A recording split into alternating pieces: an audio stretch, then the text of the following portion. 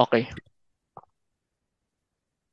Isa sa mga highlights last week ay yung pagpirma or pag-announce kay Dwight Howard na pupunta sa Strong Group para i-representa yung Philippines sa darating na Dubai International Tournament. And after that, it was just great news after great news after great news for Strong Group. Kaya halina't samahan kami sa panibagong episode ng License to Shoot podcast para pag-usapan yung special roster ng Strong Group. Miggy C at William Go at your service. William, wag na natin patagalin. Bakit nga ba natin pinili tong content na to and what to expect in this episode? Well, unang-una no, kasi nakita naman natin 'di ba na parang big news after big news to especially na last year, 'di ba? Andyan parang last year pa lang alam mo ng big news kasi si Nick Young, tsaka Yes. 'di ba si Nick Young and Balkman ba? Oh, si Balkman Basta nandun eh. si ano din, si Shabazz Muhammad Ayun, Shabazz tapos Muhammad and and it may isa was pa. yung mga ano din local, yung mga top college local players natin yung mga kasama din nila Oh, like si Jerome Nakagulangan, Lastimosa. Jerome Oo. Lastimosa, of course Kevin Kiambao. So parang doon pa lang na parang yung last year pa lang alam natin malaki. Tapos ngayon, mas lumaki pa. Like, ganito na kung titignan mo yung levels, ganito siya last year. Tapos ngayon, di naabot ng screen ko yung this year kasi ang laki talaga eh. Especially Dwight Howard pa lang, di ba, na three-time defensive player of the year. I mean, we all know who Dwight Howard is. And di ba parang alam ko matagal na tinitis ni Dwight na maglalaro siya dito sa Pinas eh. Mm. Or like, Oo. hindi naman maglalaro pero like may intention or gusto niya maglaro dito sa Pinas.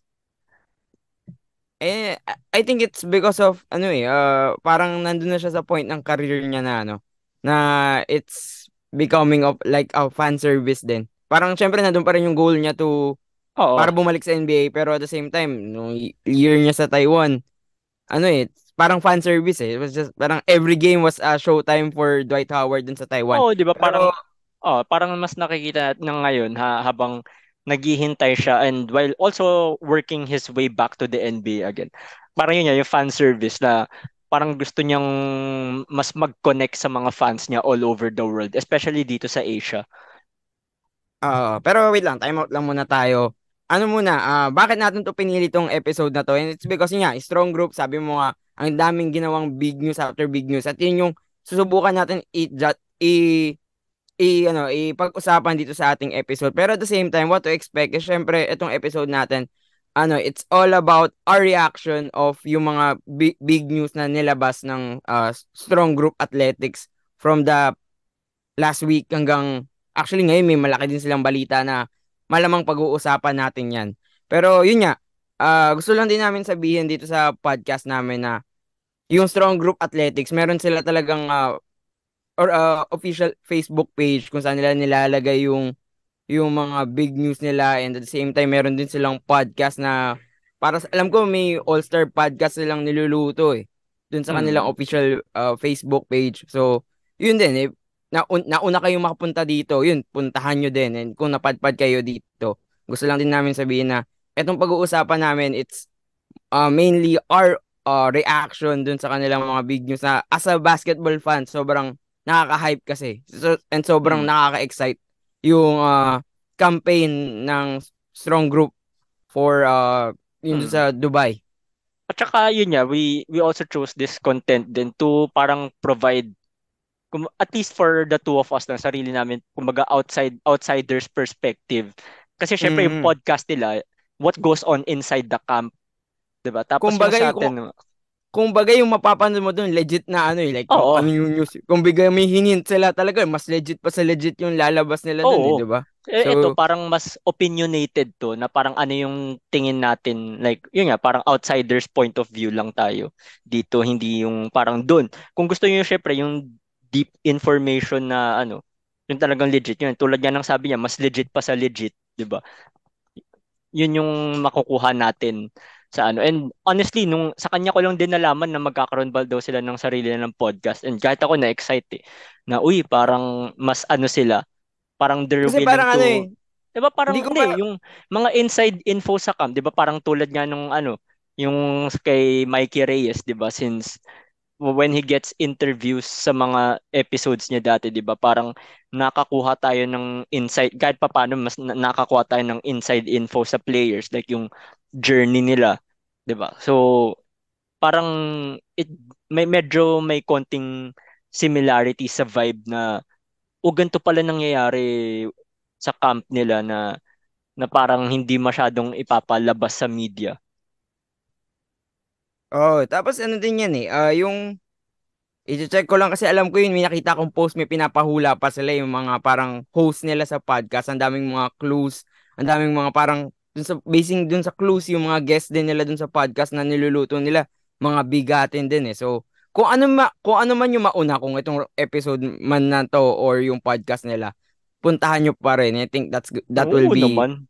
so sobrang special nung niluluto nila, nararamdaman ko. So, yun lang Mm. naman.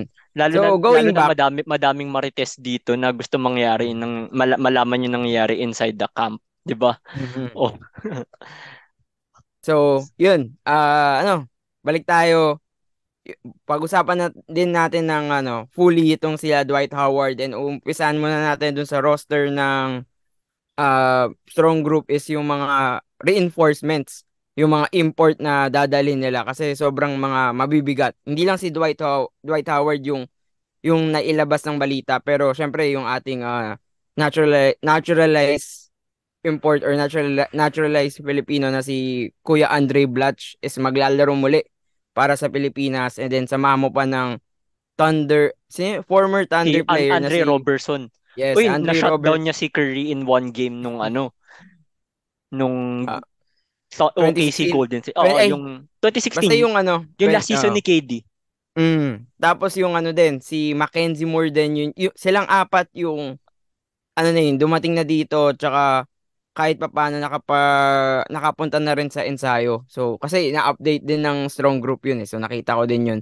So, yun Mm. yung apat yung naalala ko. Pero sige, balik tayo kay Dwight Howard muna and then pag-usapan bakit tayo sobrang excited for Dwight to represent the Philippines. Kasi honestly sa mga NBA players na kahit papaano naglaro dito sa Philippines, parang si Dwight Howard yung biggest name eh. I mean, I correct me think if I'm wrong definitely, Correct me if I'm wrong, pero parang for sure. para siya naman, 'di ba?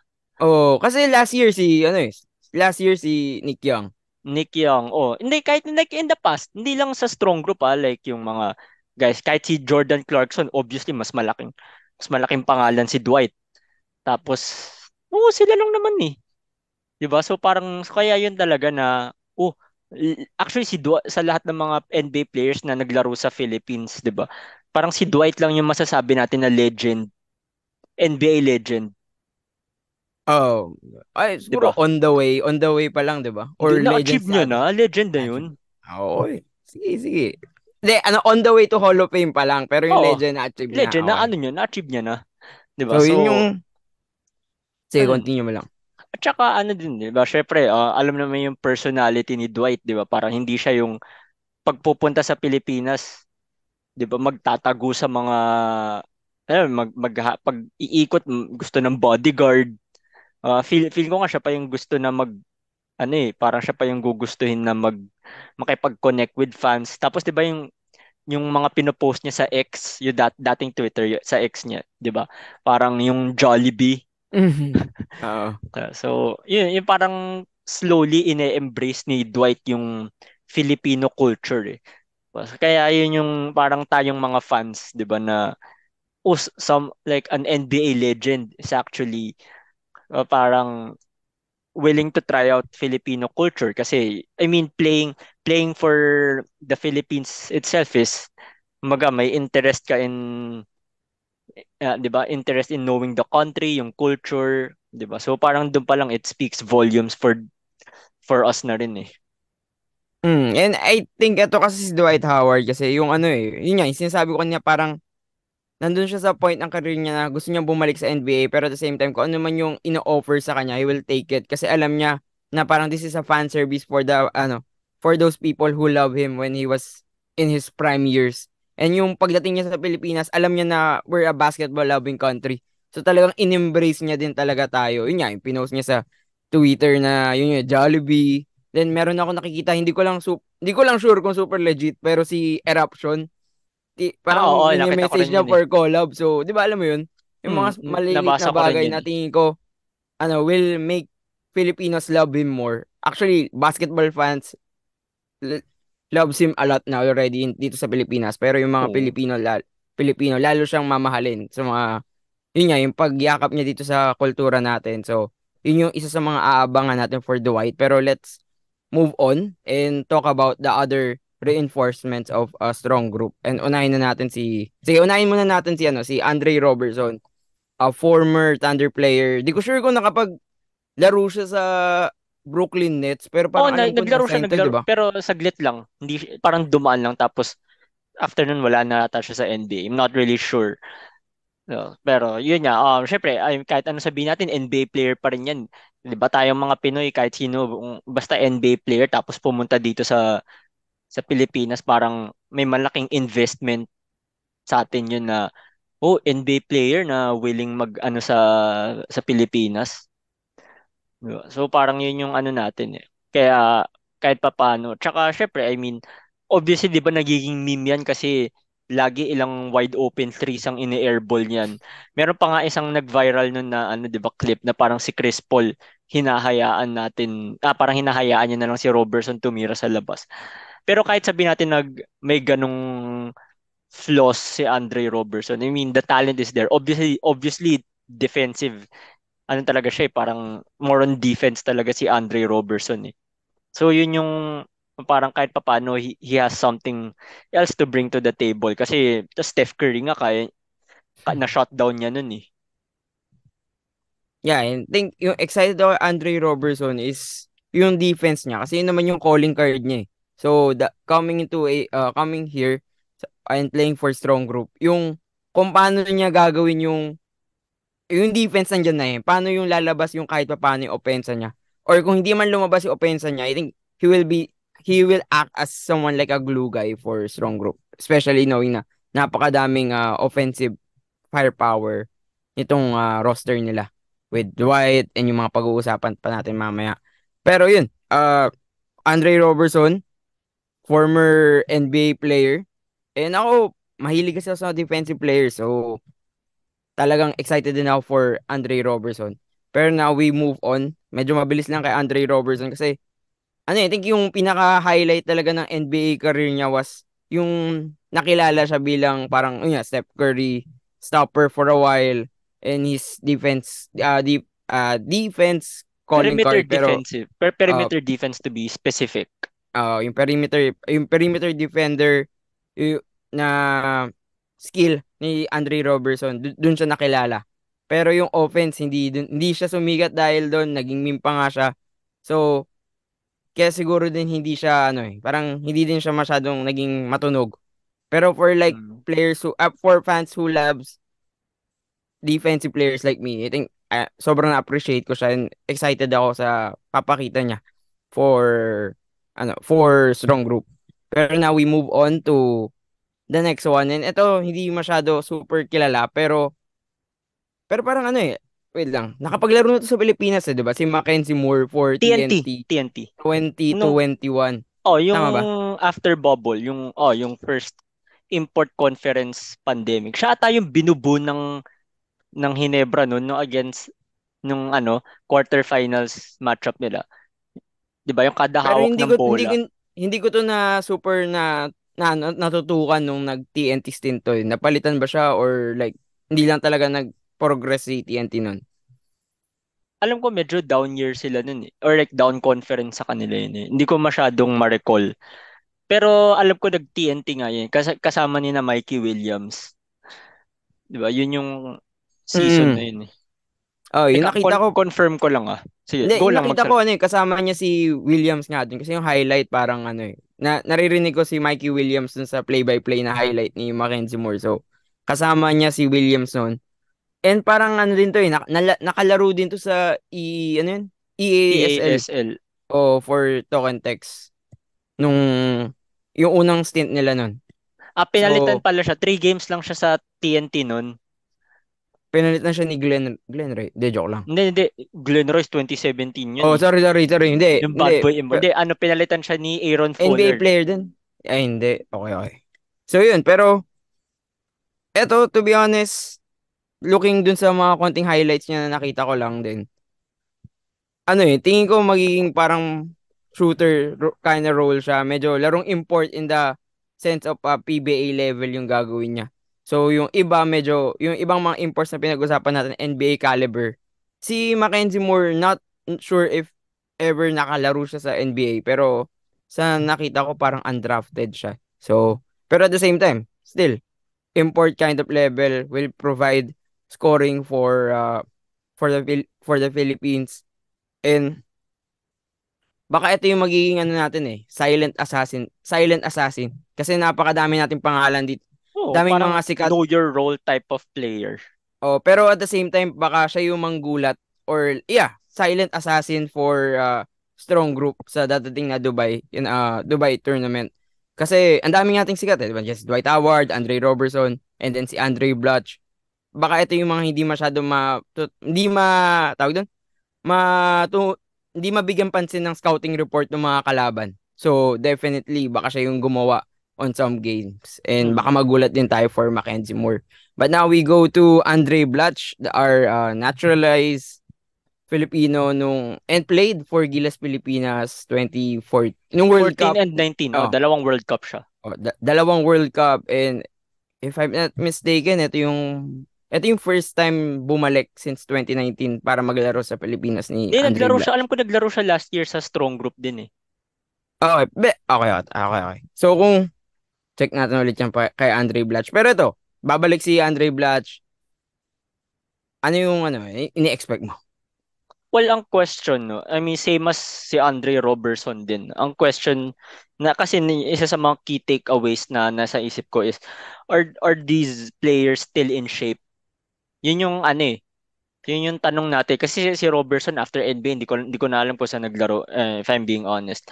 Pero kasi when you date it back to last year, 'di ba, nung sa strong group stint din, 'di ba, na parang may nambash kay Coach Charles na may mga NBA players na nga kayo, talo pa, ganyan ganyan.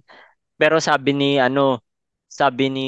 Coach Charles, 'di ba, na parang yung mga NBA players na yun not in shape na. I mean, I know na parang I know it's not an excuse, pero kumbaga Coach Charles was just setting our expectations na parang hindi porket NBA player automatic ganto na agad may may malaking advantage na rin. Kasi syempre, 'di ba, parang kailangan din natin makita kung kami, yun nga, nasa condition pa ba. Si Dwight, sure ako, nasa condition pa yan. Kaya ba, kitang-kita mo na may mga latest pictures niya, patak pa rin Nag-84 eh. points pa to eh. Nag-84 points pa Oo, yun di sa ba? Taiwan last. Kaya nga, Oh. so, and naglalaro pa kasi siya ng professional basketball like on a regular basis. So, alam natin na nasa condition pa yan. Si Blatch tsaka si Robertson, di natin alam kung saan naglaro eh. So, yun yung ano natin, yun yung parang nasa condition pa ba to? Yun yung tanong, yun yung kumbaga, we are yet to see. Ayun na lang. Diba? Parang hindi pa tayo fully sure. I mean, if may alam kayo kung saan naglalaro si Andre Robertson and si Andre Blatch ngayon, 'di ba? Please do let us know in the comment section, 'di ba? So yun yung biggest takeaway ko dun. Pero of course si Andre Blatch, 'di ba? Parang at least sa mga imports siya yung parang leader nila in a sense na siya yung may pinaka-familiar with Filipino culture kasi obviously dalawang World Cup na nga siya nandito. So, ang tagal niya kumbaga, 10 years, 'di ba? Parang 2024 na siyang so parang 'di ba 2014 siya nagano. So parang 10 years na siyang Pinoy. So, kahit pa paano safe to say na he has embraced our culture and yun nga, parang na-embrace niya na yung pagiging Pinoy and yung parang kumbaga that kind of energy, yun yung dadalhin niya sa mga yung mga players sa mga imports natin sa tournament na to. And yun, I think yun, si Andre Blatch yung ating maging parang kuya in terms of our reinforcements. Pero definitely isa sa mga, definitely na yung merong parang yung pinaka tinitignan ng mga tao is si Dwight Howard. So itong mga apat na to, baka dumagdag pa pero for the meantime, as the moment that we're recording this, silang apat pa lang yung ating mga import. And and safe to say, sobrang goods na ako with them. Mm. And Time out, excited time na. out. Oh, sige, sige. Mm. Ang masasabi ko lang dito, yun nga, given, before we move on sa locals, no, parang, isa rin sa masasabi ko, given the list of imports, ang laki ng budget, ah. Kasi, Dwight Howard, kahit anong sabihin mo, di ba?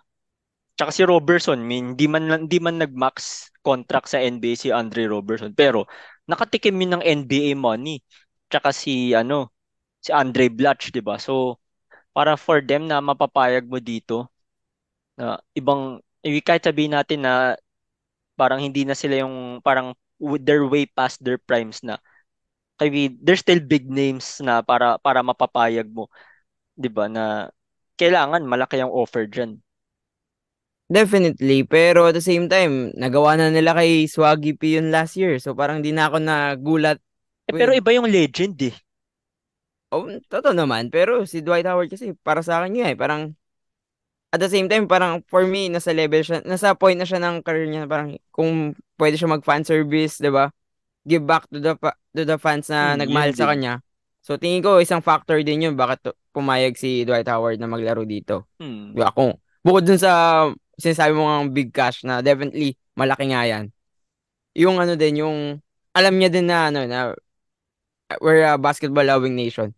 Sobrang lupit din nun pag nag-team up si Dwight Howard tapos sinusuportahan siya ng mga Pilipino, 'di ba? So Oh, at saka so ito, wait, last about sige lang. Dwight. Although I'll try to make this short lang kasi we might have a special episode on this in the future. Alam mo yung nabasa mo naman or like nadaanan mo naman yung article na pwede mag PBA import si Dwight Howard, no? Nakita ko di ko nakita yung article pero nakita ko yung mga parang balita na parang pwede. Hindi, Tas spin. Tapos kinotweet ni Dwight yun. yung ano 6'9" daw siya. O, 6'10 siya. Tapos he dominates 7-footers in his prime. Which totoo naman. Di ba? Like, nung era niya, yung prime niya, siya yung by far the best center in the league. And arguably, the second best player in the league nung time na yun. Second or third, ganun. Di ba? So, yun lang naman yung for Dwight regarding PBA. We might have a special or like a different episode for that in the future, 'di ba? So, locals na. Locals na tayo. After that, ayun, locals. Nalista mo Not ba? Hindi ko siya nalista pero mabilis lang i-check yan. Check lang. Hindi, meron ako, may lista ako dito. Meron ka ba? Kasi mabilis Oo, lang. ito. Pupunta lang ako ng Strong Group Athletics na Oh. Facebook. Hindi, Tapos pero yan. so Sige, far pero sabi mo na. Sige, sige, sige. so far ang meron pa lang ako na nandito kasi hindi pa buo 'yun eh. Yun, kukuha pa sila. Pero ang ano pa lang sa akin so far, of course, ang reigning UAAP MVP is Kevin Kiambao, Francis Escandor, JD Kagulangan, and then tatlo sa CSB si Allen Liwag, Tony Inot, and Justin Sanchez. So, sila pa lang ang, well, as of now. Dadagdagan ko yan kasi may pinost sila kanina 1 hour ago. Sino? Justin Baltasar is back. Uy, Uy. Legit yan, legit yan. Titignan ko ulit Pero yun, sila nagpost. Oo. Sila nagpost. Hindi sa, ah, hindi sila mismo nagpost. Oo. uy, solid. Uy, ayan, big news yan. 'Di Diba ba? So, si kaya Balti? special talaga yung roster eh. O, di ba? Bukod kay Dwight Howard, meron ding Budget na Balti. naman. Which by Pero the yun, way, 'di ba? sige, sige. Yun nga, 'di ba?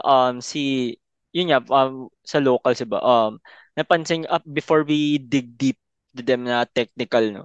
Masabi ko lang, puro lasal tong mga to, ah. Oo nga. Ano din, connection din eh. Siyempre, Oh, si Coach. one lasal. Oh, yun nga. Yung may sinabi din siya sa article, di ba? One Lasal Mamaya, nga. Kaya, mamaya sa coaching staff. Daanan natin yan sa coaching staff. Pero sa masyado players mo. kang... Sige, sige, Kasi, sige. hindi, kasi si JD Kagulangan, nag 1 year sa Lasal. And then, GH din yan, di ba? O, yun So, nga. So, Lasal connection. oo nga, no? Putik, parang lahat-lahat. Okay, 'Di ba? okay. Lahat, Pero, lahat. lahat so far. Baka biglang may Hmm. dumating na hindi Lasal eh. So, di ba? Pero, Pag-usapan mo natin isa-isa. Ano, simulan natin sa MVP. Sige. Sige, Kevin KQ. Cam KQ last year pala naglaro na rin siya. Pero syempre, different yung last year KQ sa this year KQ Oo, with layo. a championship in his belt, MVP din. And then, Wala ano pa yun? siyang tattoo nun. Wala pa siya, oh, legit, wala pa siyang tato. Tapos, dalawang triple-double stat line sa Hmm. UAAP. So, ah, ibang version ni Kevin Kiambao yung makikita natin dito. Pero, to add na lang din, tingin mo ba makakalaro si KQ in big minutes knowing na yung mga magiging Oo. pwede niyang kasabayan, Oo. Andre Blatch, Oo. Andre Robertson, bigasing Oo. 20. Sige, bakit? Oo. Bakit? Bakit? O sige, bakit? Alam kong Kasi, paborito mo si KQ, pero bakit? Bakit? hindi, unbiased take. Honestly, O sa lahat sige. ng mga to, siya yung pinaka, sila ni Balti yung pinaka tingin kong bibigyan ng heavy minutes sa locals dun. Kasi syempre, 'di ba, parang, oh sige, malaki yung weight ng mga import. Pero kung titignan mo, 'di ba, na syempre, at the same time, they can use it to develop players din na, I mean, kahit ano sabihin natin, international tournament to. 'Di ba? Eh, as great of a players tong mga NBA players na to, hindi naman to maglalaro sa national team. Si sa lineup na to, KQ and Balti yung may biggest chance na maglaro sa national team in the future. So parang ito, since yun nga, kahit papaano masabi natin na this would be an international tournament, they can also use this as a training ground for KQ to play in an international level. Kasi, di ba, nakita naman natin, di ba, naglaro na yan sa Gilas dati under Coach Chot and Coach Nenad. So, and doon pa lang nakikita natin may bright future si KQ sa Gilas eh. So parang he's being molded as one of the future key pieces of the national team. So every chance they get, they can use it na para i-build yung futures of the national team. Kasi who knows, 'di ba? Baka mamaya ito na yung foreshadowing na pwede mag-international si, ayan, na parang pwede maging big puzzle sa international team si KQ. And tingin ko, well, last 2022 napakita naman niya yon. And then, siguro ngayon, mapapakita niya muli. And this time around, ibang version kasi mas madami ng facets dun sa laro niya na ano na improve eh. 'Di ba? Last year, yung kay Coach Chot, medyo big man yung laruan niya, 'di ba? Na may passing. So this time around nung 1 year with Coach Topex, mas nagiging four or nagiging wing na si KQ, safe to say. So, yun yung titignan natin ngayon sa ating international stage when he Hmm. plays with strong group. And ako lang, Oh, at saka wait, sige, time sige. out. Go Siya on, go din on. yung ano, arguably, kasi laban sila ni Balti eh. Pero at least as of, I mean, recency bias aside, 'di ba? Si KQ yung best local sa team na to.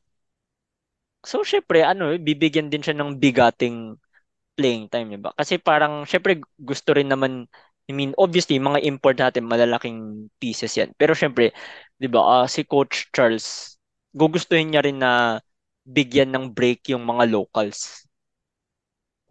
Syempre may break. Pero ako, to be honest, excited na lang. Parang gusto ko for sure makakalaro yan si KQ, definitely. Kasi nga sabi Oo. mo, in your opinion, best local. Sa akin, keep muna natin, baka may bigla silang isa pang mabibigating Hindi, as local. of now lang, guys, lahat ng Asap mga na. sinasabi namin as of now, para Okay, sige. syempre, for sure magbabago yan pag parang pag mas May nabuo dumating yung pa, lineup 'di ba? nila. Oo. Oo. So yun, sige. Sa akin, best local din, KQ. So definitely may minutes. Yung touches, dun lang ako. Hindi ko pa sure, pero parang yun yung gusto kong abangan. Kung anong role yung bibigay nila kay KQ and paano mapapakita ni KQ yung kanyang talent sa international level. Tong kanyang new version. Yun nga, new version ni KQ. Pero now, lipat tayo sa ibang player. Sino pag-uusapan natin? Sige, ako, pag-usapan mo natin si Francis Escandor kasi ito yung medyo, syempre, yung mga ibang players, magigets mo ba't sila nandyan eh. Si Escandor yung medyo gulat pick, di ba? Gulat, parang someone na parang kung last year naglaro si Francis Escandor, hindi mo maintindihan. Pero this time around, ang ganda ng pinakita niya sa UAAP. And para siya naging stationary shooter for the LSU. Yun nga, and yun yung dadalhin niya for strong group dito sa Dubai, yung kanyang 3-point shooting. At may nakita akong article na parang isa daw to sa mga pwedeng mabigyan ng maraming minuto. Mainly because yung kanyang skill of providing space and shooting three-pointers. Yun yung isa sa mga aabangan for Francis Escandor. Oh, kasi ano rin eh, 'di ba? Yun nga, 'di ba? Parang he can spot up. Nakita naman natin nung finals, ibang dami niyang catch and shoot threes. So, malay mo, 'di ba? From a kick out pass by Dwight, pwedeng malaking factor. Tsaka kasi, 'di ba? Parang obviously, 'di ba? Parang yung breakout game ni Escandor, 'di ba, was game 2. Tama ba? Mm.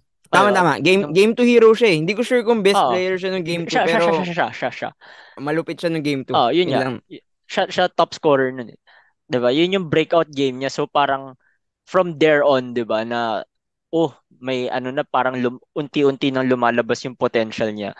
So parang syempre with Coach Topex being part of the coaching staff, kinuha niya na si Escandor to kumbaga kahit papaano andito na maganda na yung development niya eh, 'di ba? Parang ituloy na natin kasi I mean, obviously after that breakout game, isang game na lang natitira sa kanya eh.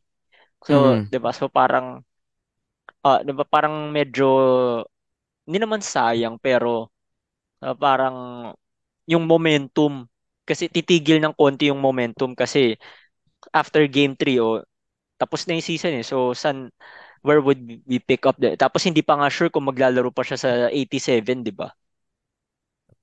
Graduate na yun, di ba? Hindi kasi yung nung in-interview siya, alam ko hindi pa sure if may isa pa siya or ano or Legit. oo, Alam ko parang kasi, tinitignan pa alam, eh. alam ko kasi ano eh, graduating na to eh. Kaya ngayon parang yun nga yung gusto ko sa, yun sa pag-pick up sa kanya ng strong group eh. Parang another Oh, chance for him to show yun na nga. his skills. Especially nga sa UAP, medyo late bloomer siya eh. Like this year lang siya nakilala talaga nakilala sa UAAP because of his skills and his 3-point shooting.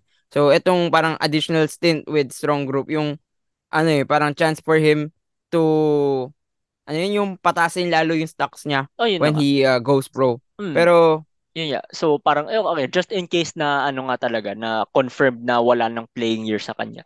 Ito na yung kumbaga chance niya na matuloy yung matuloy yung mm, ginagawa niya, especially na he's coming from or like part of the staff is yung coach na nagbigay ng break sa kanya which is Coach Topex.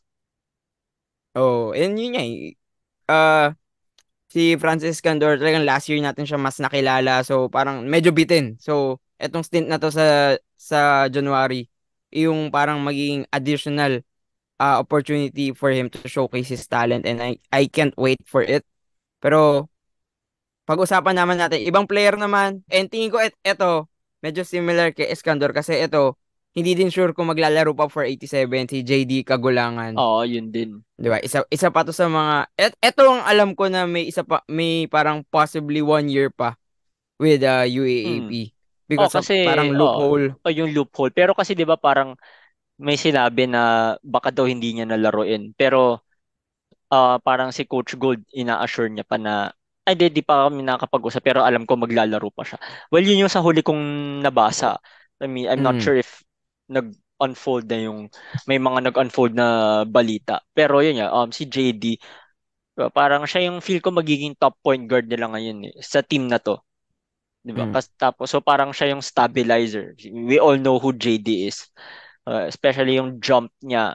Well, alam na, in high school pa lang, obviously, he brought LaSalle Green Hills to a championship. Like, alam ko first nila sa history. Pero, Oh, 'di ba, parang, we?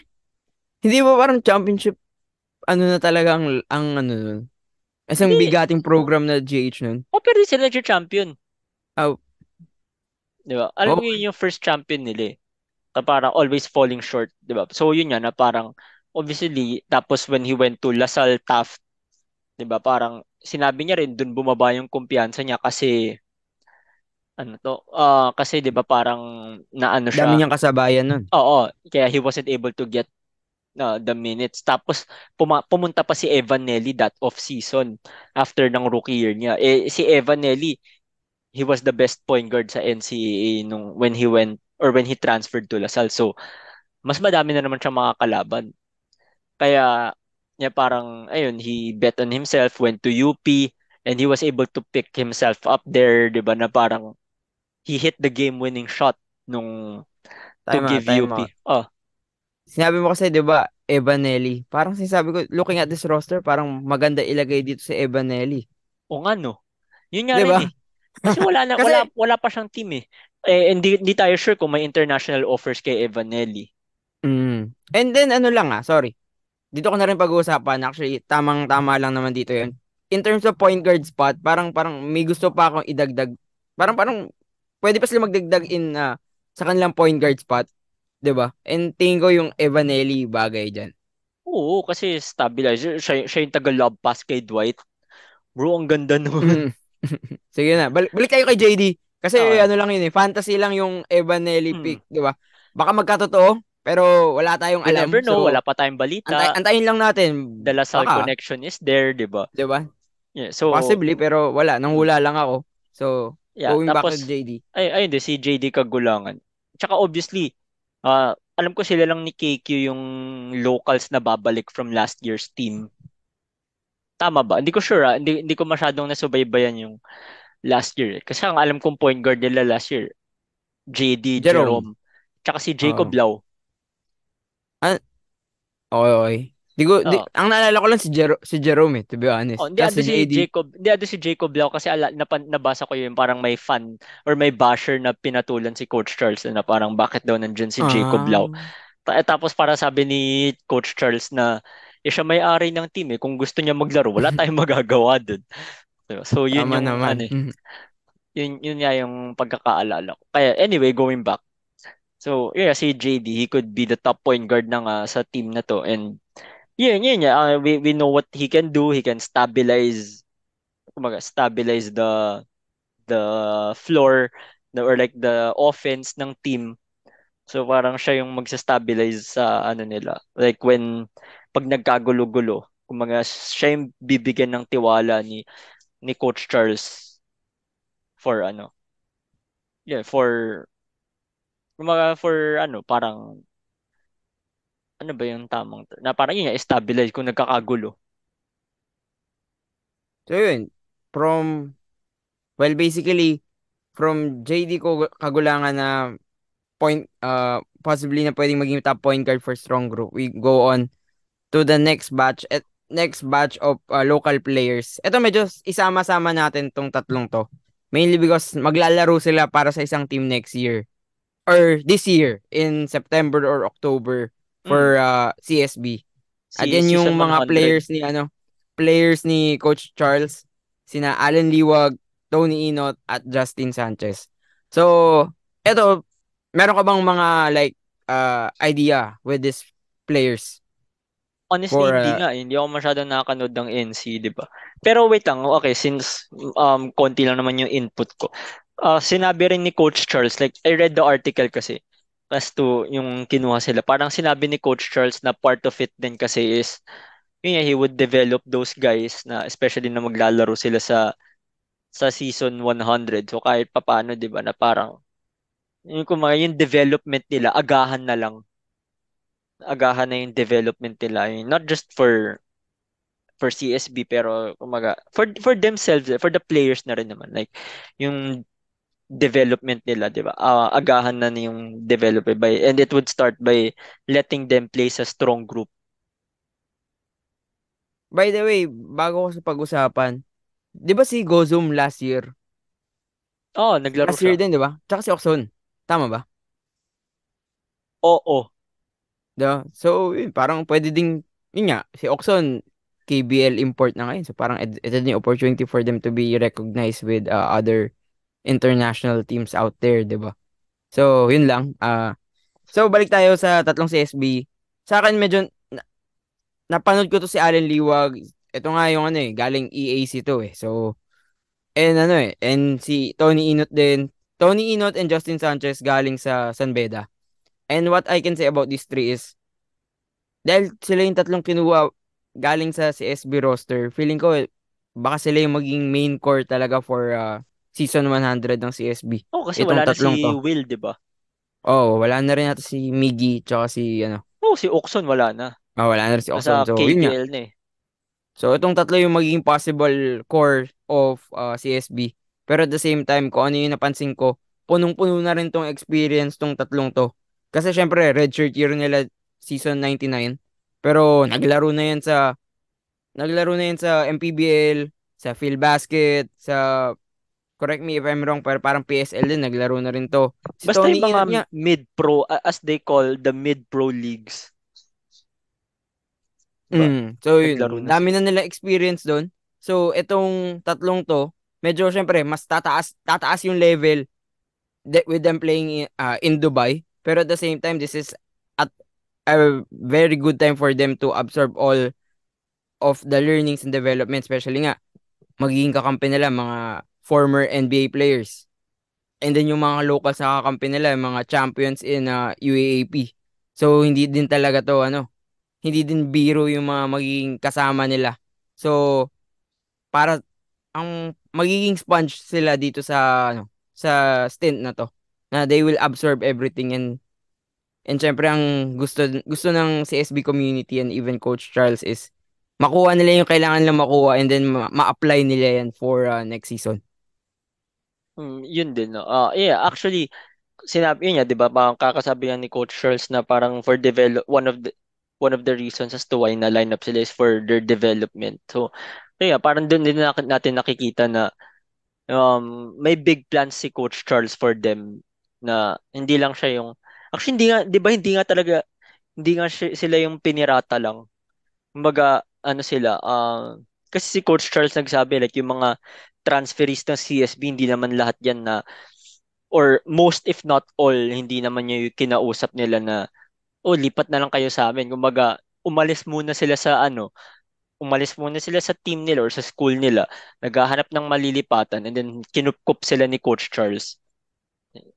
Yun yung Di ko sure yung story kasi alam hindi, I ko saw the tweet lang. Nag-tweet lang si Coach Wait lang Charles ba? Ang back alam ko then. lang kasi, nagulat na lang din ako one day yung yun nga, Tony Inot and Justin Sanchez. Syempre, San Beda yun, di ba? Biglang nag-CSB. So, gulat lang din ako. Pero, So, so yun na nga. far, parang, So, eh, parang nag-ano si Coach Charles na parang, kumbaga, oh, sige, kinupkup namin kayo kasi, kasi umalis nga kayo sa team nyo. Pero, yung kumbaga yung pagkupkup nila sa kanila, may kasamang malaking plano yun. And yun nga, magsisimula siya dito sa strong group. nag, tingin ko hindi magsisimula. Pero, kasama dun sa plano itong Hmm. strong group stint nila in Dubai na definitely will add, madami silang matutunan, and hoping na, yun nga, ma-apply nila yan sa susunod na stints nila with their alma mater na CSB.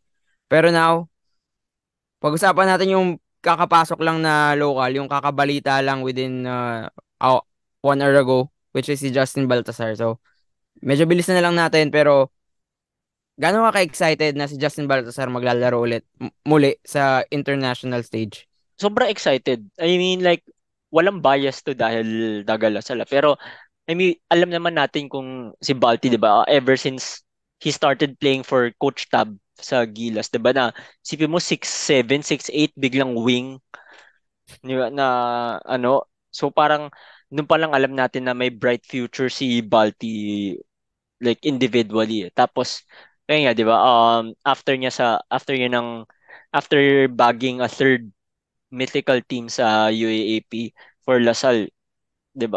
Ano na siya, parang 'di ba na mag di kasi nag-apply na siya sa PBA draft tapos biglang nag-withdraw siya kasi he got an offer sa B League and then it Mm. obviously didn't work out so nag-KBL siya.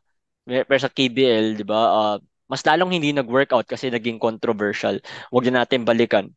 So parang nag-come home to daddy siya. Come home to daddy Mm. moment sa Pampanga kay Gov. Baba. Oh, 'di ba? Kay Gov Delta. So parang 'di ba? 'Di ba na parang nag-ano siya, parang kahit papaano parang he wanted to kumaga get that assurance muna na yung mag-handle sa kanya, aalagaan siya, and which nakuha nga niya kay Gov Delta. So kasi parang since ayun, yun nga, nag-MVP na siya sa MPBL and champion sila nun, 'di ba? Champion sila ng MPBL tsaka yung PSL din, 'di ba? Yung Oo, ayun nga. Pampanga, oh, And yun nga. and he ate that competition. But ilang 2020 siya din. So parang it's high time for Balti na rin to maga play play big competition. Ayun na lang. I mean, Kumbaga, mapakita niya ulit sa buong oo. mundo, hindi na lang sa buong Pilipinas yung kanyang Hmm. talent. I Kasi mean, no disrespect sa MPBL. We love the MPBL, maganda competition dun. Pero I mean, the numbers for Balti, parang yun yan, the numbers speak for itself na kinakain lang niya yung competition dun eh. 'Di ba? So parang it's time na rin na pumunta si Balti sa kung saan mas mabigat yung challenge na haharapin niya. and I think yun naman talaga yung inaantay ng karamihan for Baltasar to try and take on international big man kasi alam na natin na kaya niya sa Pilipinas, napakita niya na rin kahit papaano with his previous stints in Gilas na kaya niyang sumabay. Pero this time around, parang titignan natin kung kaya niyang lamunin din or mag-dominate with Hmm. in the international stage. So, yun yung Oh. aabangan natin for Justin Baltasar. And Pero I'm happy now, for Balti din.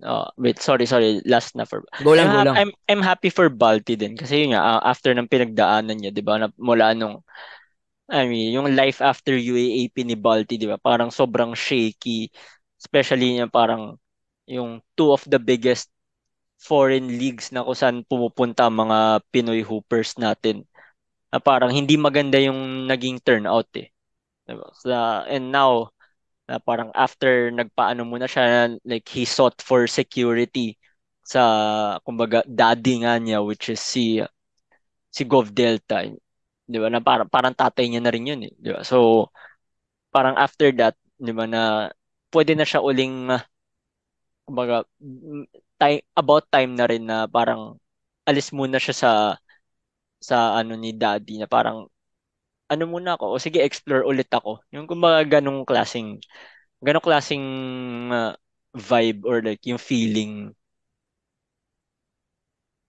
And yun nga, yung feeling na makakaalis si Balti to go into international stage to play, yun yung isa sa mga, yun nga, aabangan ng definitely a lot of fans na Gilas fans na nag-aantay ulit kay Balti na maglaro sa international level. And even yung mga fans niya sa MPBL, sa PSL at sa mga ligang nilaruan niya na matignan si Balti with against international big man. Yun yung yun yung yun yung aabangan. So, yun lang naman. Pero syempre, to add lang din, kung si Balti pupunta ng international stage, syempre yung mga MPBL fans syempre gusto season 2 with Balti kasi grabe si Balti sa MPBL. Oo, tsaka 'di ba yun nga, Grabe. yung stint niya sa MP, parang nagkaroon na ng investment yung fans kay Balti. Mm. 'Di ba? I mean, alam naman natin sumisikat ang MPBL ngayon. So, imposibleng hindi nila nasubaybayan si Balti. So parang may MPBL na parang making waves elsewhere. Diba? Mm. So, yun yung ano. So yun, I think with that being said, yun yung mga locals, yun yung mga reinforcements natin na so far parang may dadagdag pa pero with Madami yung kulang meron pa yan natin eh. ngayon, sobrang solid na. So, pero sana yun nga, yung dumagdag, excited tayo. Gusto natin pag-usapan, pero I think baka medyo in a few days pa lalabas yan. Pero Hmm. pag-usapan muna natin yung mga tactical minds for strong group kasi yung roster nila, yung mga players nila bigatin na. Pero mas bigatin din yung yung mga coaches nila. With syempre Coach Charles Tiu yung head coach. Pero meron silang hinire nila si Coach, wait lang. Hindi ko kabisado ko yung apelido, pero si Coach Brian, Gurjan. yun, okay, siguro dyan, coach Bay Area last year, Hmm. 'di ba? So, and then Nag-ano din siya, kinuha din national team sa Australia. yun, nag-national team din sa Australia, yun yung maging consultant ng strong group, pero at the same time, akala ko dun lang magtatapos eh. Then hinire din nila si Coach Topex, kaka-champion lang from the LSU. So bigatin yung ano, bigatin yung core, bigatin yung coaches for Hmm. strong group. So para yun nga, 'di ba? Nakita na nga natin na I mean, obviously si coach. Actually, lahat to champion coaches na tong mga to eh. Si Coach Charles sa tournament na yun, 'di ba? Like yung Dubai Invitation, Mm. yung Mighty Sports pa sila. 'Di ba? Nag-champion si Coach Charles dun eh. So, 'di ba? Parang different minds and I'm sure they would coexist naman. Like magagawa nila ng paraan to coexist sa gantong tournament. 'Di ba? So tapos yun, may international na parang si Coach Brian, kahit na sabihin natin foreign coach yan eh. And kahit pa paano masasabi natin na may investment yan dito sa Pilipinas kasi nag-coach na siya dito eh. Not a Philippine team. Like, ito yung first Philippine-based, yeah, Philippine-based team na i-coach niya. Pero, kumbaga, alam niya na yung culture dito, alam niya na kung paano maglaro ng basketball dito. Diba? So, doon pa lang makikita natin na he has investment. Parang, makikita niya, invested siya kahit pa paano. And, obviously, dito pa lang, kumbaga, I'm hoping na this would be the start for him na ano niya, parang i-elevate niya yung basketball or yun nga, parang level of basketball ng mga Pinoy given his resume sa mga international leagues. So yun, sa akin panalo dito yung mga players din talaga eh. Syempre, championship caliber coaches yung mag-guide sa inyo. So sobrang daming matutunan, 'di ba? Pero at the same time, Coach Charles, Coach Topex, tingin ko with Coach Brian dyan, makakuha pa sila ng sense of international play. Pwede nilang idagdag sa kanilang ano, 'di ba? Sa kanilang ano ba tawag doon? Coaching board para Hmm. madala sa UAAP. And tingin ko ganun din si ano eh, ganun din naman si Coach Brian with Coach Charles and Coach Topex. Ano yung mga matutunan niyang mga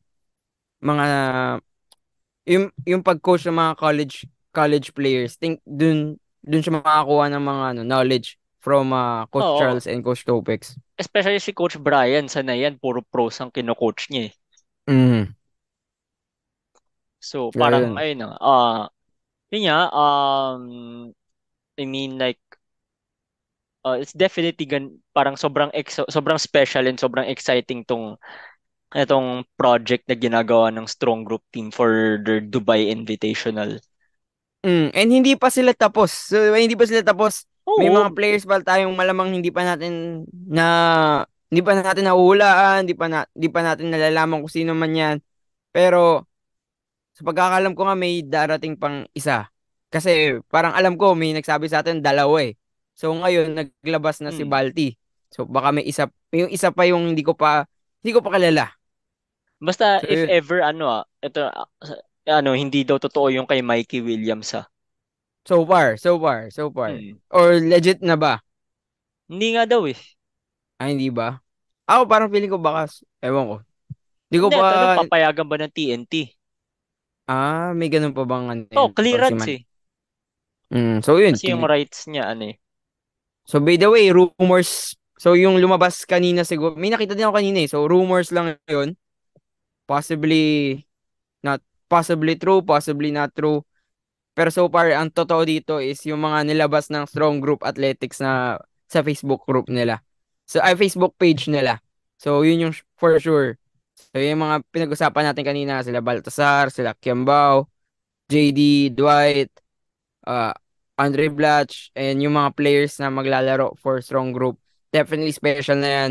With, syempre, another layer is yung mga coaching staff nila na yun nga, si William, excited kay Coach Topex. Wait, di ba may sasabihin ka about kay Coach Topex na excited ka? Or nasabi mo na ba? Or ano, parang, Yun lang ano? nga na parang anong wait kay Coach Topex yung sinabi ko yung yun nga nasabi ko niya parang mas marami siyang matututunan kay Coach Brian at saka yun nga 'di ba na parang nung kinuha siya ni Coach Charles 'di ba sinabi ni Coach Charles na we're one Lasal anyway which is I mean alam naman natin si Coach Charles Atenista yun eh Pero, di ba, na parang is committed to mga representing the green and white. Yeah, di ba? So parang yeah, he's united. At saka syempre naging project din 'di ba ni Coach Topex yun. Like the moment na nag-commit siya to or like yun nga, parang he committed to coaching Lasal. Parang lahat ng Lasal schools dito sa Pinas, 'di ba? Parang pinagsama-sama niya like hindi lang Main at saka Benild. Andiyan din yung Green Hills, Zobel, Dasma, Antipolo. Ano yung sa Laguna campus natin? Basta yung Laguna campus, 'di ba? Nangungutan ko na. STRC ba? Parang ganun.